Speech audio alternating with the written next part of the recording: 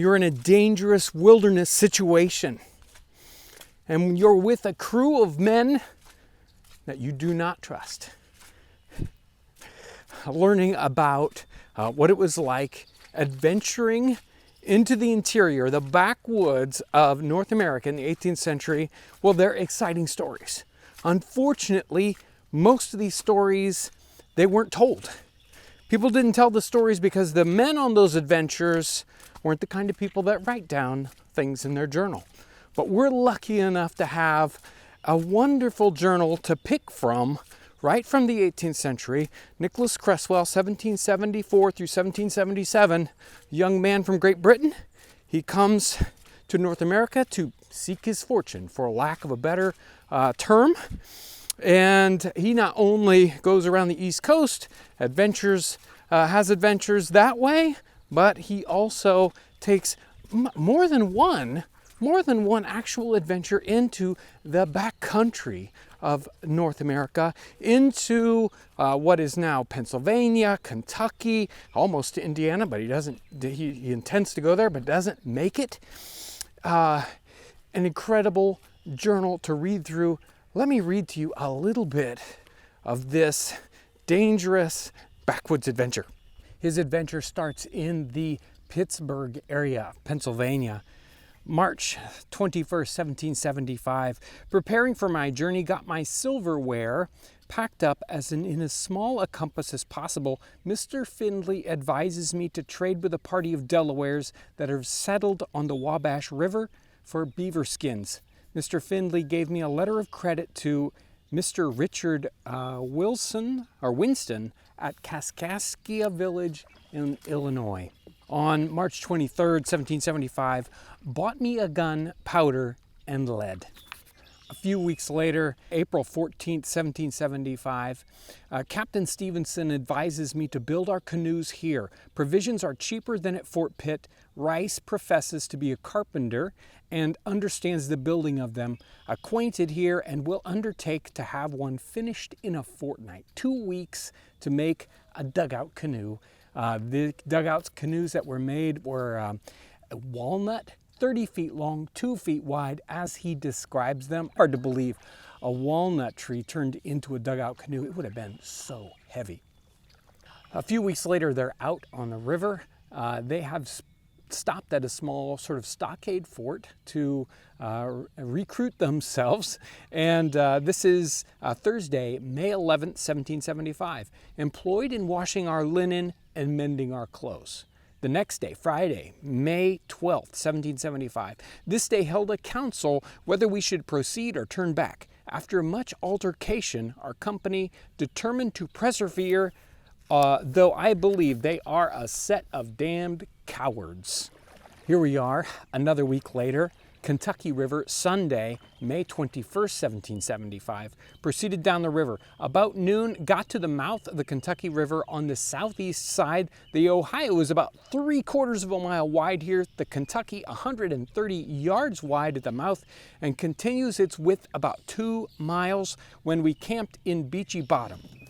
Our company, in great fear of the Indians, some of them insisted on sleeping without a fire.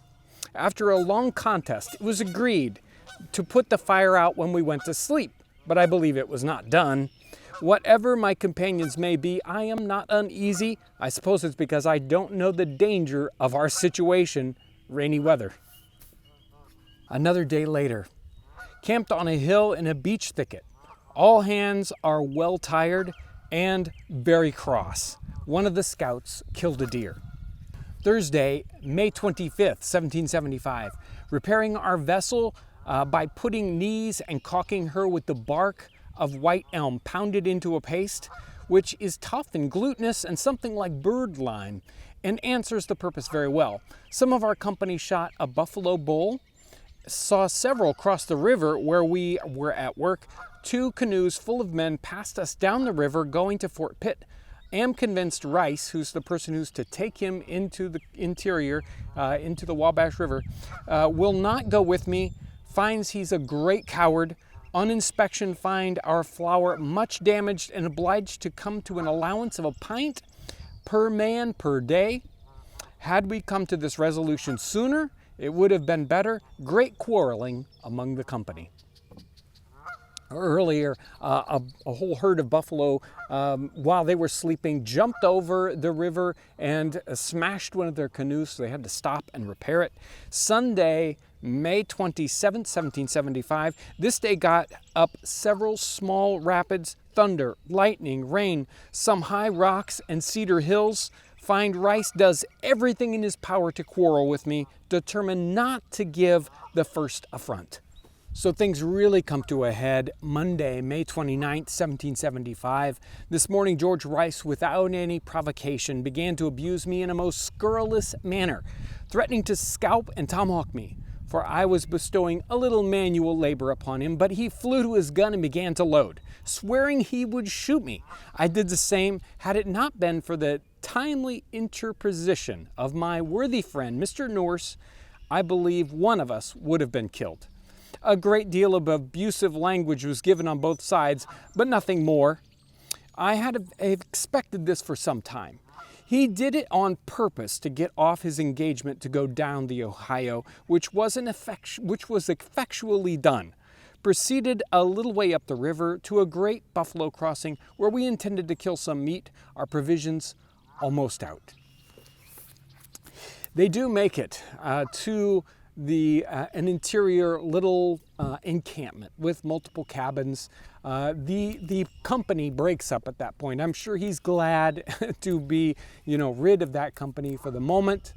And he gathers up another group of people and they travel back to Fort Pitt, having more adventures along the way. I just pulled out just a few of the entries from Nicholas Creswell's journal. It is this just wonderful kind of, you can get into their minds when you're reading something like a journal and really understand what they're feeling that day. And you can imagine the situation, being in the wilderness, being trapped in a canoe, being in a situation you've never been in before, in a place you don't know how to get out of, and there are dangers, not only natural dangers, but human dangers around every bend in the river. It's an amazing story. I love digging into these 18th century journals. You learn so much, how things have changed, how different they are than what we have to deal with today. It sounds like such an amazing adventure. Hey, I want to thank you for coming along with us today as we, dig into the 18th century. If you're interested in this book, I'll make sure to put a link down in the description section of this video, and I hope you have a great week.